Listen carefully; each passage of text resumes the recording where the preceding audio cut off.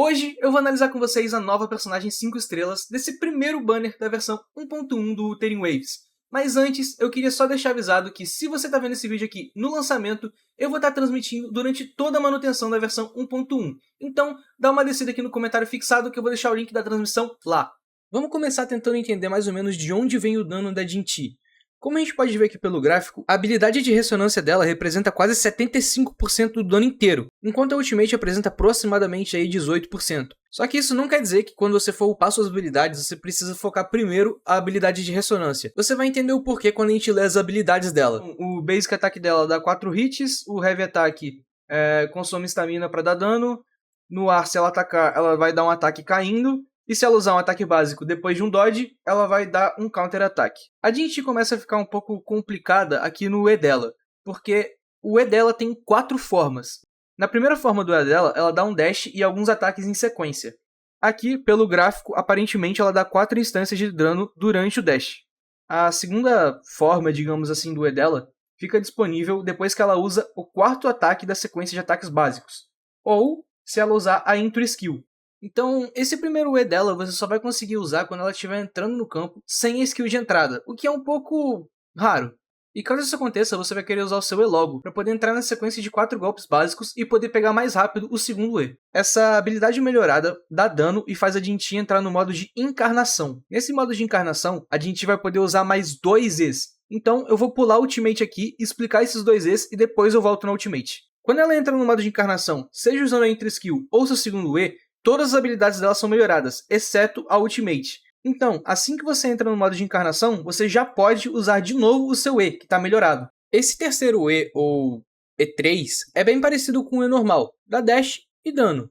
Se você usar de novo o seu 4º golpe da sequência de ataques básicas, a Jin Ti vai ganhar um buff. Esse buff vai fazer com que seu ataque pesado substitua o seu ataque normal. E, mais importante, vai liberar a sua 4ª skill. O 4º E da Jin Ti solta um raio solar, que depois de um tempo detona no inimigo. E essa explosão usa os stacks da Jin Ti para causar mais dano.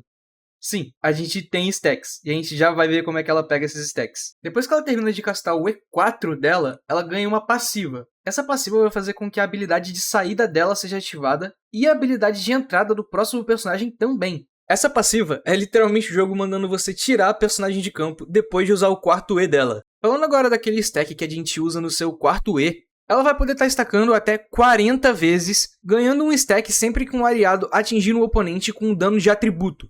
Voltar na Ultimate agora depois de falar desses 4 Es faz a skill parecer muito simples, mas ela realmente é. Só que isso não quer dizer que a skill seja fraca. Na verdade, eu não tenho certeza disso, mas se eu não me engano, essa é a Ultimate com o maior dano do jogo. Só que ela acaba ficando um pouco simples, porque ela não interage com nenhum dos modos da Jin Ti. Passando aqui rapidinho nas passivas e nas skills de troca, você tem uma passiva que te dá dano de bônus espectro e uma passiva que aumenta a sua Intro Skill. A Intro Skill que por sua vez só dá um dano. Já a outra skill, ela interage um pouquinho mais com o resto do kit da personagem, fazendo com que os próximos personagens que entrarem consigam estacar mais rápido a passiva da Jin Ti.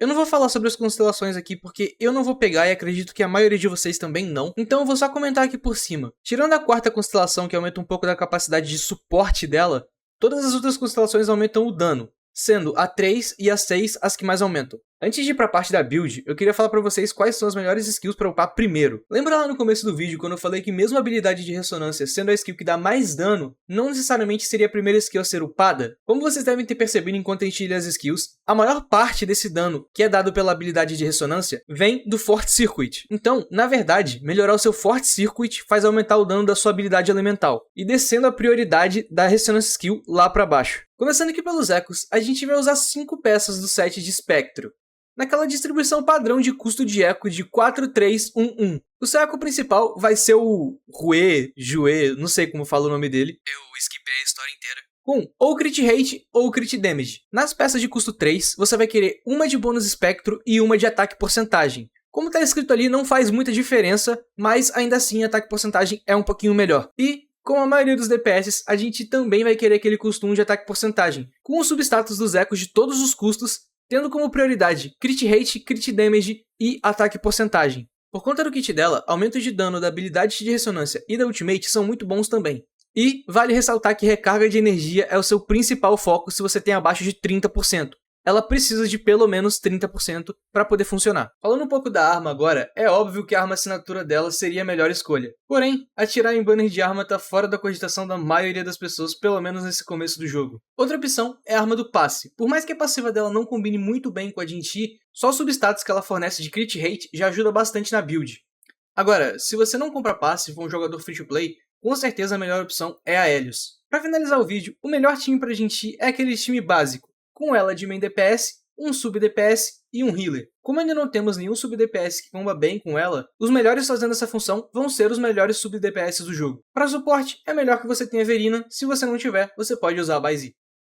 Então, por aqui eu me despeço. Eu gostaria de pedir para vocês deixarem o like, se inscreverem no canal, comentar aí o que você achou do vídeo. Nesse começo de canal é muito importante para mim o feedback de vocês. E, se você estiver vendo esse vídeo no lançamento, cola lá na live.